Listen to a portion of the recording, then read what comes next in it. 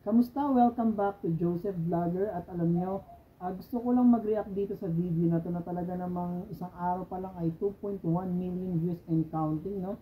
And ngayon ko lang nalaman na meron palang Ogie Diaz acting workshop, no? Kaya pala siya ay minsan ay may mga say sa mga palabas ng ABS-CBN kasi meron naman pala siyang karapatan.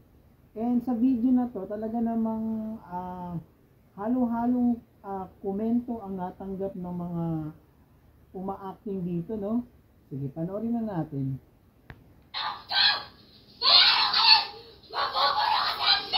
Very good. Ang sinasabi ko. Hayop ka! May araw ka rin! Magbubulok sa impyerno! Hayop ka! May araw ka rin! Magbubulok sa impyerno! Hayop ka!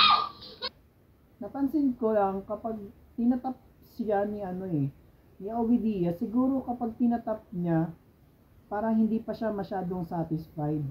Kaya tinatap niya ulit para uulitin nung kanilang talent, no? At kung napapansin niyo, nakaharap yan sila sa salamin. Nakikita nila yung sarili nila. Pero this time, ang dinuduro nila si Ogie Diaz. Yan, sige, pagpatuloy natin yung video. Araw ka rin! Magbubulok sa impyerno! Kamay mo. Hayop ka! May araw ka rin! Magbubulok sa impyerno! Tandaan mo yan! Ikaw. Hayop ka! May araw ka rin! Magbubulok ka rin sa impyerno! Hayop ka! May araw ka rin! Magbubulok ka sa impyerno! Hayop ka! May araw! Ayun, so tama nga ako. Tinatap ni Ogie Diaz yung talent kapag hindi siya satisfied. Ba? Magbubulok ka sa impyerno! Hayop ka talaga! May araw ka rin magbubulok ka sa impyerno! Ha? Ikaw. Hayop ka! May araw ka din! Magbubulok ka sa impyerno! Hayop ka! May araw ka din! Magbubulok ka sa Grabe. Ang lakas ng palo na yun, ha.